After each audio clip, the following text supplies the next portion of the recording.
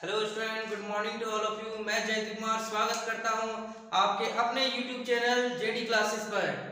तो आज हम सीखने वाले हैं इक्विवेलेंट फ्रैक्शन, यानी इक्विवेलेंट फ्रैक्शन कहते किसको हैं। तो चलिए पहले इसका डेफिनेशन हम लोग सीख लेते हैं।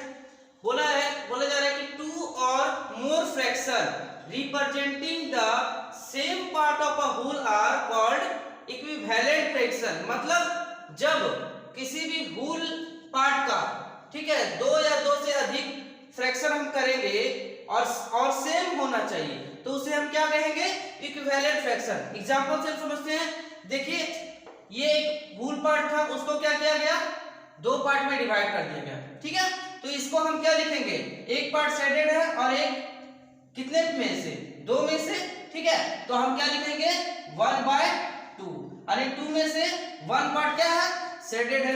यहां भी देखिए सेम वही है फिगर, यहां भी इसको इस बार क्या किया गया, इसको 4 पार्ट में डिवाइड कर दिया, ठीक है। और यहां पे शेडेड कितने पार्ट है, 2 पार्ट, तो 2/4।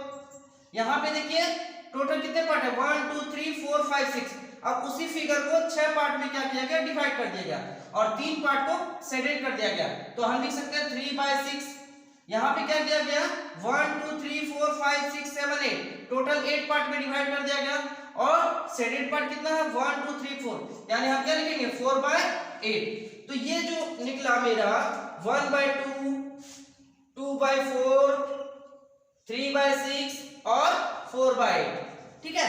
ये सारे क्या है, ये सारे इक्विवेलेंट है, ये सारे आपस में क्या है, समान है, यानी बराबर है। जैसे देखिए आप इसको भी अगर सिंपलेस्ट फॉर्म में लिखना चाहेंगे 2/4, तो इसको क्या कीजिएगा, 2 2 जा 4 यानी 1/2 आएगा। इसको भी अगर सिंपलेस्ट फॉर्म में लिखना चाहिएगा तो क्या होगा, 3 2 जा 6 यानी 1/2।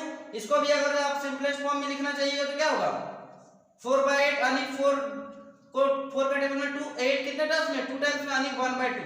देखिए तो सारे इक्वल है ना, 1/2 1/2 1/2 1/2, मतलब इसी को कहते हैं क्या, इक्विवेलेंट फ्रैक्शन। आगे समझ में इक्विवेलेंट फ्रैक्शन किसको कहते हैं। इसके बाद और हम आगे पढ़ेंगे तो और ज्यादा आपको कांसेप्ट क्लियर हो जाएगा। चलिए इतना पहले आप सीख चुके हैं, इसके बाद आगे कंटिन्यू करते हैं। आप इसको लिख लीजिए जल्दी से।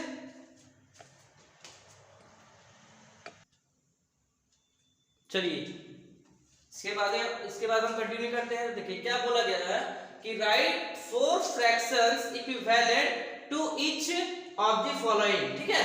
मतलब ये जो नंबर दिया गया है इसका 4 इक्विवेलेंट फ्रैक्शन लिखना है। तो चलिए लिखते हैं, स्टार्ट करते हैं। तो देखिए क्या लिखा हुआ है, 3/4। अब इसका इक्विवेलेंट लिखेंगे तो 3 × 2/4 × 2। देखिए यहां पे क्या किया, हम 3 को 2 से मल्टीप्लाई कर दिया और 4 को 2 से मल्टीप्लाई कर दिया। मतलब ऊपर में भी 2 से मल्टीप्लाई किए, नीचे भी 2 से मल्टीप्लाई किए, तो कोई फर्क नहीं पड़ेगा। अगर सिर्फ हम ऊपर में मल्टीप्लाई करते हैं तो फर्क पड़ता, ठीक है। लेकिन हम ऊपर में भी मल्टीप्लाई किए, नीचे भी मल्टीप्लाई किए, तो कोई फर्क नहीं पड़ेगा। फिर इसका इक्वल हो जाएगा 3 × 3/4 × 3, फिर इक्वल टू 3 × 4/4 × 4, है ना। उसके बाद 3 × 5/4 × 5। देखिए हम क्या किए, सबसे पहले इसमें हम क्या किए, 3/4 को हम 2 से मल्टीप्लाई किए दोनों नंबर को। यहाँ 3/4 को हम क्या किए, 3 से मल्टीप्लाई किए दोनों नंबर को। यहाँ क्या किए, 3/4 को हम 4 से मल्टीप्लाई किए दोनों नंबर को। यहाँ पे 3/4 को हम दोनों नंबर को 3 को भी 5 से मल्टीप्लाई किया और 4 को भी 5 से मल्टीप्लाई किया, ठीक है। अब देखिए अब 3/4 इसका टू हम क्या लिखेंगे, 3 2 जा 6 और 4 2 जा 8, फिर इक्वल टू 3 3 जा 9, 4 3 जा 12, इक्वल टू 3 4 जा 12, 4 4 जा 16, इक्वल टू 3 5 जा 15 और 4 5 जा 20। तो ये जो नंबर निकला, ये नंबर मेरा सारा क्या है, इक्विवेलेंट फ्रैक्शन है, ठीक है। ये सारा इक्विवेलेंट फ्रैक्शन है, इसलिए हम कह सकते हैं यहाँ पे, इसलिए आप लिख दीजिए कि 3/4 equal to 6/8 equal to 9/12 equal to 12/16 equal to 15/20, ठीक है। ये कैसे इक्विवेलेंट है, चलिए आपको दिखाते हैं। जैसे 3/4 है ना, अब इसको सिंपलेस्ट फॉर्म में लिखना चाहेंगे तो क्या लिखेंगे, 3 2 जा 6, सॉरी 2 3 जा 6, थीटा में, और 2 4 जा 8, 3/4 आया। यहाँ पे देखिए 3 3 जा 9 और 3 4 जा 12, कितना आया 3/4 आया। यहाँ पे देखिए 3 4 3 जा 12 और 4 4 जा 16, यहाँ भी क्या है 3/4 आया। और यहाँ पे देखिए 5 से दोनों कट रहा है ना, कोई कौन सा टेबल से कट रहा है, दोनों 5 के टेबल में दोनों आ रहा है ना, 5 3 जा 15 और 5 4 जा 20, तो यहाँ पे देखिए 3/4 आया ना। तो देखिए सारे इक्वल है ना, यहाँ भी 3/4, यहाँ भी 3/4, यहाँ भी 3/4, यहाँ भी 3/4 और यहाँ भी 3/4। तो हम इस तरह से क्या कर सकते हैं, हम इक्विवेलेंट फ्रैक्शन को हम निकाल सकते हैं, ठीक है। तो ये हो गया आपका फर्स्ट क्वेश्चन। इसी तरह आपके बुक में और भी बहुत सारे क्वेश्चन हैं, तो आप उस ट्राई कीजिएगा, आपसे जरूर बनेगा। सबसे पहले क्या कीजिएगा, यहाँ पे तो 1 से मल्टीप्लाई करने से सेम नंबर होता है, इसलिए फिर नेक्स्ट नंबर में क्या किया हम 2 से मल्टीप्लाई किए, उसके नेक्स्ट में हम 3 से मल्टीप्लाई किए, उसके नेक्स्ट में हम 4 से मल्टीप्लाई किए और उसके नेक्स्ट में हम 5 से मल्टीप्लाई कर दिए, ठीक है। तो ये बन गया हमारा, ये आ गया हमारा इक्विवेलेंट फ्रैक्शन। चलिए एक और क्वेश्चन हम लिखते हैं, जिसे है 5/7। सेकंड क्वेश्चन समझ लेते हैं। 5/7 इसका इक्विवेलेंट फ्रैक्शन बोला जा रहा है कि लिखने के लिए 4, ठीक है। तो 5/7 इक्वल टू क्या हो जाएगा 5 इंटू, सॉरी इस तरह दिखाते हैं 5/7 इंटू 2 फिर इंटू 2, ठीक है। फिर इक्वल टू देंगे 5/7 इंटू 3 इंटू 3, फिर इक्वल टू 5/7 इंटू 4 इंटू 4, फिर इक्वल टू 5/7 इंटू 5 और इंटू 5, ठीक है। लिख लिया हम। अब देखिए सॉल्व कीजिए, तो 5 2 जा 10 बाय 7 2 जा 14 इक्वल टू 5 3 जा 15 बाय 7 3 जा 21 इक्वल टू 5 4 जा 20 बाय 7 4 जा 28 इक्वल टू 5 5 जा 25 बाय 7 5 जा 35। ये हमारा नंबर आ गया। तो क्या ये सारे 5/7 के इक्वल हैं? ये सारे 5/7 के इक्विवेलेंट फ्रैक्शन है? तो चेक कर सकते हैं आप। देखिए ये जो 10 और 14 है, ये कौन से नंबर से कटेगा? दोनों। तो ये देखिए 2 का टेबल में 10 भी आता है, 2 का टेबल में 14 भी आता है, तो इसको आप काट दीजिए तो क्या होगा 2/7 में कट गया ना, सॉरी 2 5 जा 10 और 2 7 जा 14, यहाँ भी काटिए तो 15 और 21 ये दोनों किस टेबल से कटेगा? सेम टेबल से।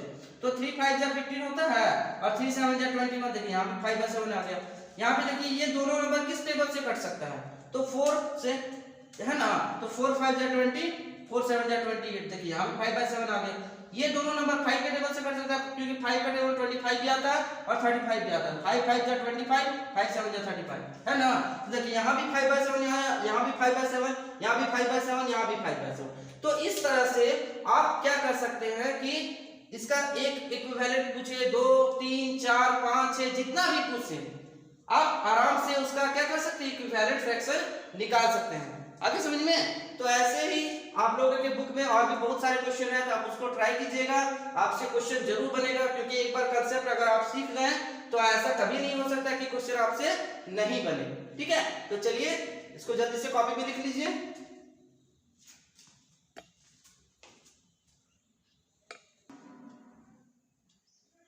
चलिए अब हम नेक्स्ट क्वेश्चन को समझते हैं कि क्या बोला जा रहा है इसमें, ठीक है। तो चलिए आइए, बोला जा रहा है कि write a fraction equivalent to 3/4 with numerator 15। मतलब क्या बोला जा रहा है कि 3/4 का एक इक्विवेलेंट फ्रैक्शन लिखना है, जिसमें से बोल दिया गया है कि न्यूमरेटर कितना 15 होना चाहिए। तो लेट 3/4 इक्वल टू न्यूमरेटर, तो न्यूमरेटर को हमेशा कहां लिखते हैं? ऊपर में, यानी 15 बाय क्या, इसके बाद नीचे तो डेनोमिनेटर है नहीं, डेनोमिनेटर निकालना पड़ेगा ना हमें, तब नहीं इक्विवेलेंट फ्रैक्शन होगा। तो डेनोमिनेटर की जगह क्वेश्चन मार्क लिख दिए। अब देखिए ये आ गया। अब इसके बाद हम क्या करेंगे? तो देखिए ये जो 15 है, ठीक है, 15 को हमें तोड़ना है। किस फॉर्म में तोड़ना है? ताकि उसमें 3 दिख जाए, 3 मिल जाए उसमें। तो हम कह सकते हैं क्लियरली 15 इक्वल टू हम क्या लिख सकते हैं? 3 into 5 लिख सकते हैं ना। 15 को 3 into 5 में 3 5 तो 15 ही होता है, तो दोनों तो इक्वल ही है, लिख सकते हैं ना। इसलिए हमें क्या करना है, इसलिए हमें जो डेनोमीटर है क्या है,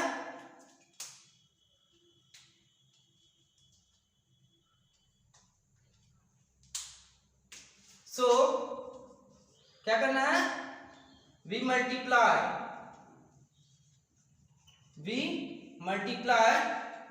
डेनोमीटर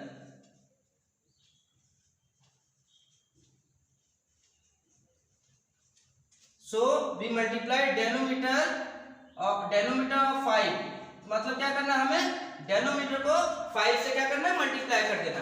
यानी 3/4 इक्वल टू क्या लिखना है, यहाँ पे कितना था, इक्वल टू यहाँ पे लिखिए 3 into 5/4 into 5 बराबर क्या हो जाएगा, 3 5 जा 15 और 4 5 जा 20।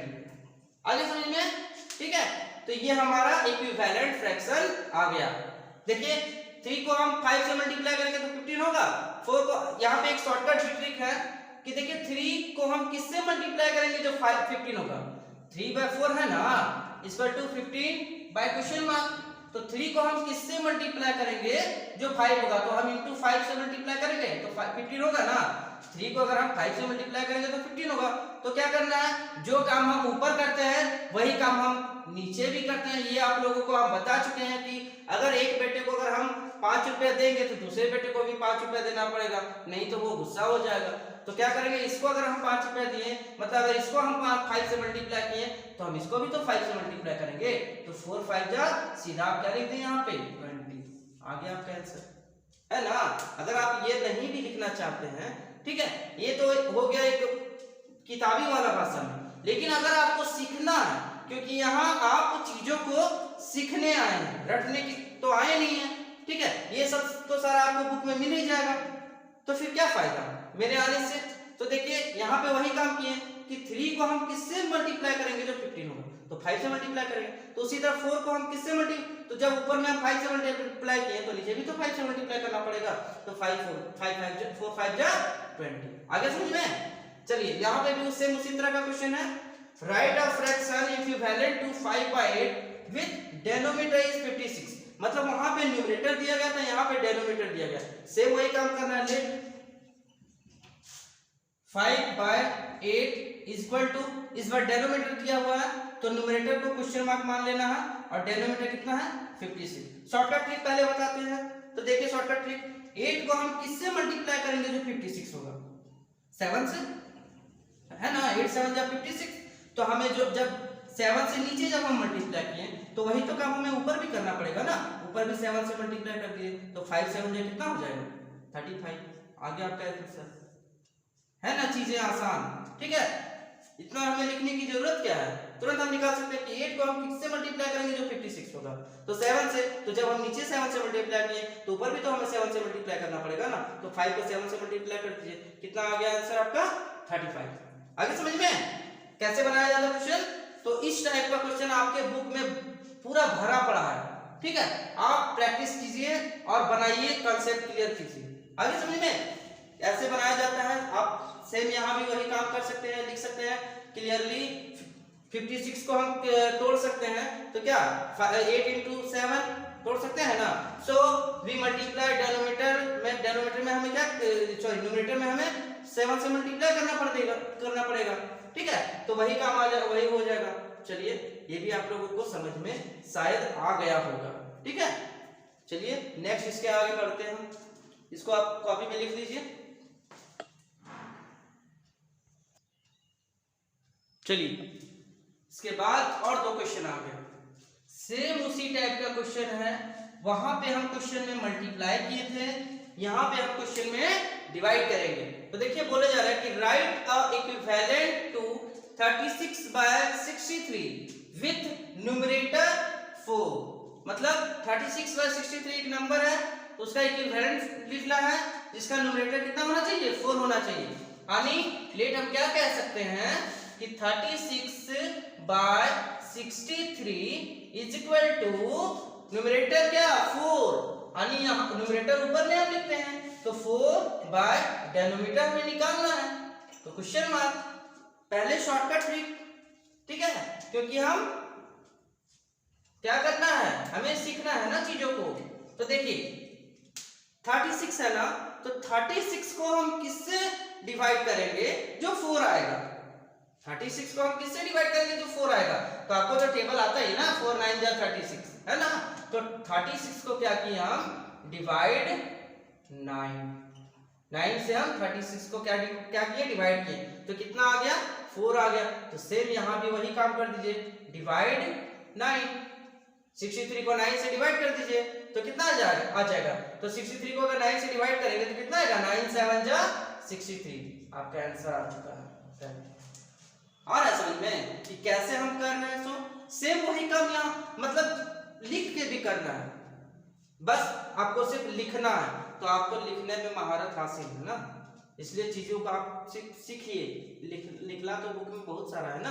तो देखिए यहाँ पे भी वही काम किए, ठीक है। यहाँ भी देखिए इस क्वेश्चन में हम सीखते हैं कि कैसे करना है।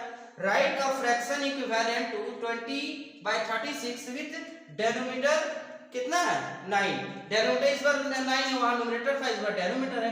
कोई बात नहीं, सेम वही क्वेश्चन है, हमें तो आप आ गया ना कैसे बनाया जाता है। Let 20/36 is equal to question mark by 9, क्योंकि डेनोमिनेटर बोला गया था ना, तो डेनोमिनेटर हम नीचे लिखते हैं, ये तो पता ही है आप लोग को। अब देखिए यहाँ 36 है और यहाँ पे 9 है, तो 36 को किससे डिवाइड किया गया होगा, जो 9 आया होगा।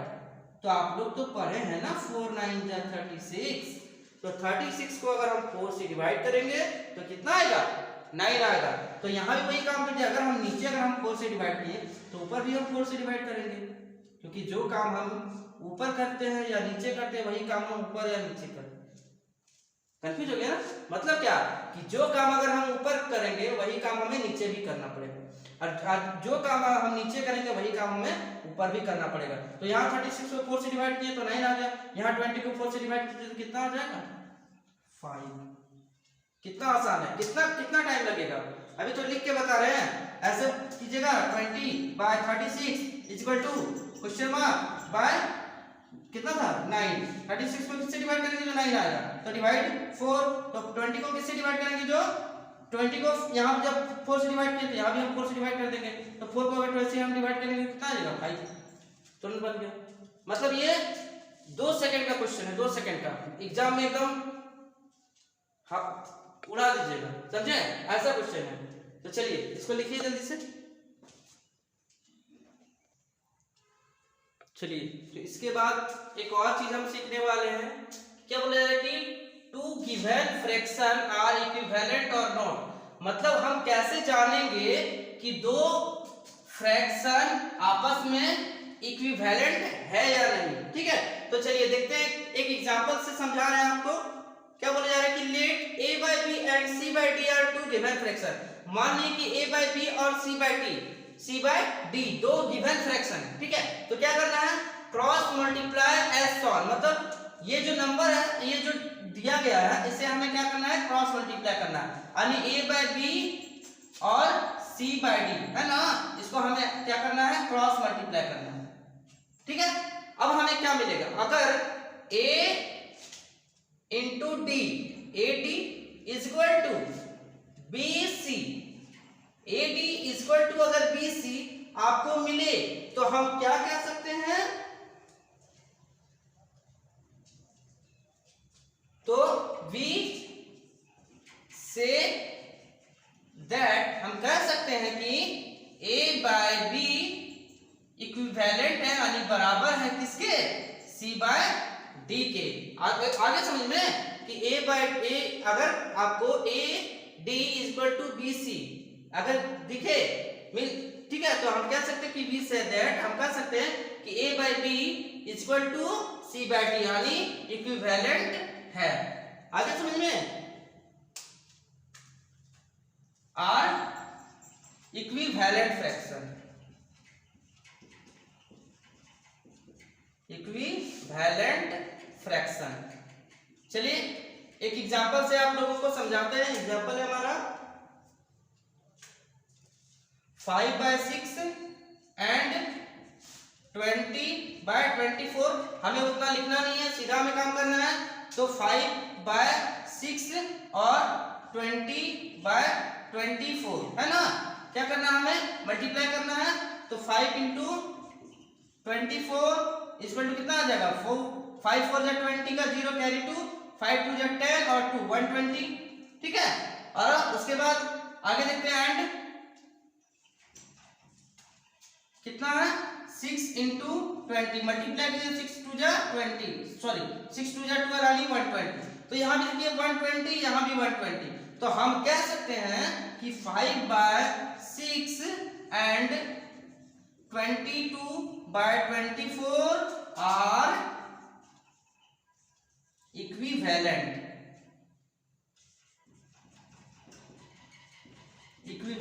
फ्रैक्शन। आगे समझ में कि कैसे हम जानेंगे कि जो नंबर है, जो दिया गया फ्रैक्शन है वो इक्विवेलेंट है या नहीं, इस तरीके से हम सीखेंगे, ठीक है। और अगर आप लोग अगर ये इसके बराबर ये नहीं आया तो हम लिख देंगे कि फ्रैक्शन जो है वो इक्विवेलेंट में नहीं है, आर नॉट इक्विवेलेंट। आगे समझ में, चलिए इसको कॉपी में जल्दी से लिख लीजिए।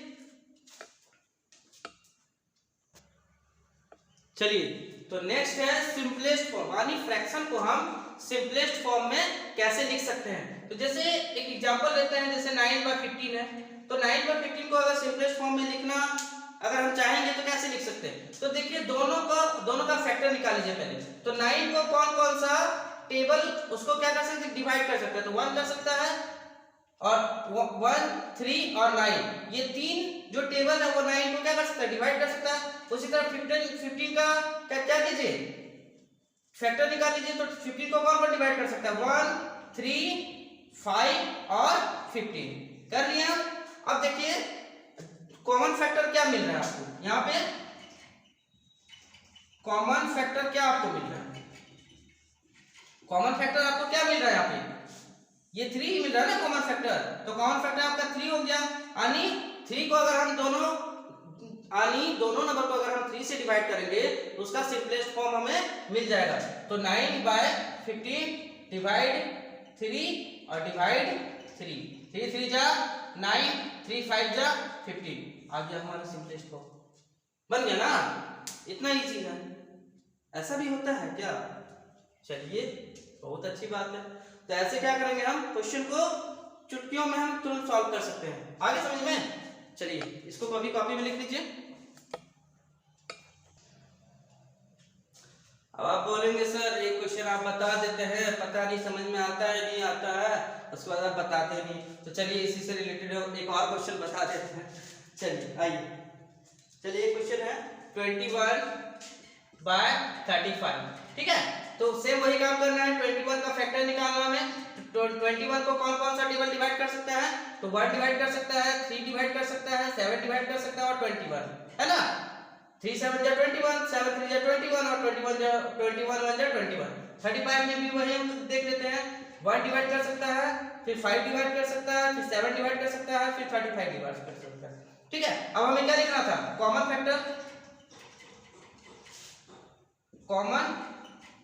फैक्टर लिखना था। तो कॉमन फैक्टर क्या आपको मिला, देखिए 7 मिल रहा है कॉमन फैक्टर, तो 7 लिखिए। यानी अगर इसको अगर हम दोनों नंबर को अगर हम 7 से डिवाइड करेंगे तो हमें सिंपलेस्ट फॉर्म मिल जाएगा। तो कर दीजिए 21/7, 21 डिवाइड बाय 7 और 35 डिवाइड बाय 7, ठीक है। और 7 3 जा 21, 7 5 जा 35 आ गया सिंपलेस्ट फॉर्म, बन गया ना। अब आया समझ में, अरे क्यों नहीं आया होगा, कंसेप्ट इतना क्लियर हो रहा है। तो चलिए